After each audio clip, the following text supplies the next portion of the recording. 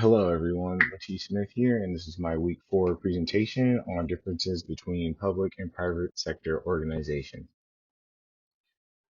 For this themes and differences, I will be going over public and private sector organizations that offer youth sports, and I will be using the City of Corona's youth sports department as well as the Get It Done Sports Complex that offers private organizational leagues.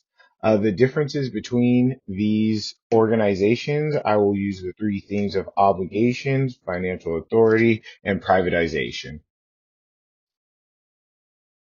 The major differences in the obligations of each organization is that both are similar in the fact that they um, operate like a business and they are essentially trying to make profit.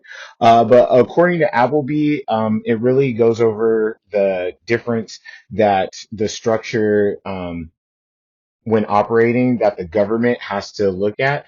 So when they offer programming, they have to ensure that majority of community members can participate.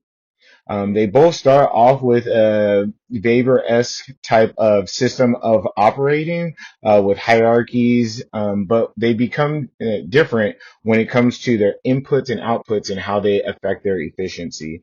For the youth sports department in the city of Corona, their input doesn't really affect their output as long as they are offering a program and provide a satisfactory amount of community members participating in their programs, as it is different than the private organization at the Get It Done Sports Complex, where their inputs directly affects their outputs. As the more money they make, the better the league will be for them.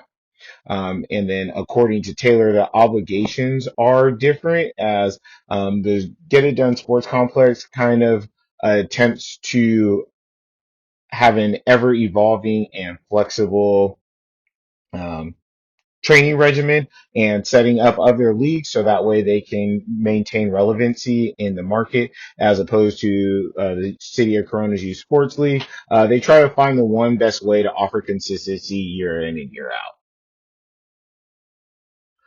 Up next, their differences will be in financial authority. According to Willoughby,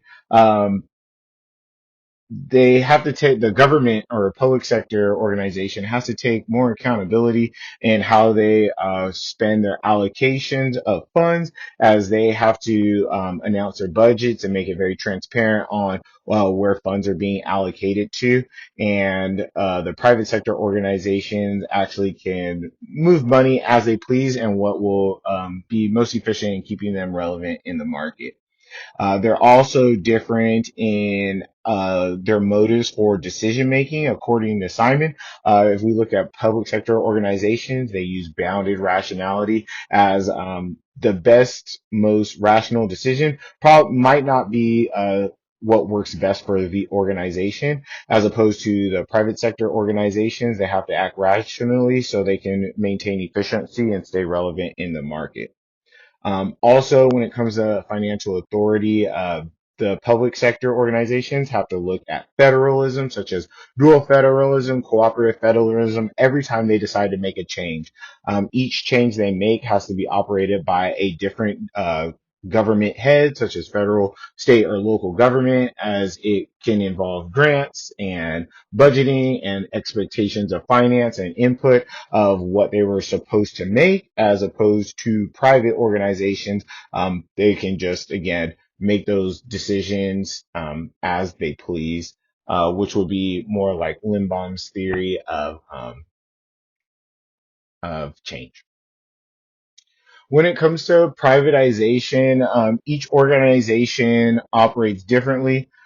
In this situation, privatization for the private sector, they try to find the one best way, as it creates more productivity, and it helps, according to Katz and Cons, the inputs and outputs of the organization. It makes it more consistent, and in the youth programs, the parents understand the unity of direction, according to Fail, which is more inclusive to the environment, and they can trust their children a little bit more in this environment. second. When it comes to public organizations, they have a lot of volunteers. This can be a bit scattered, and the coaches may have a lack of knowledge, which isn't really productive or efficient for the organization. But according to Simon's bounded rationality, it is the most efficient decision for the organization to keep the cost low. Also, according to Lindblom, these decision-making principles in a privatization situation for the private sector organization will allow them to make instantaneous changes as needed. In the public sector organizations, such as the City of Corona's youth sports, they will have to make incremental change, and that may come in the form of increasing prices, number of teams they can allow, as they may not be able to expand to different facilities to grow their leagues. They might not have enough coaches. So the change may be very incremental as they try and continue to grow.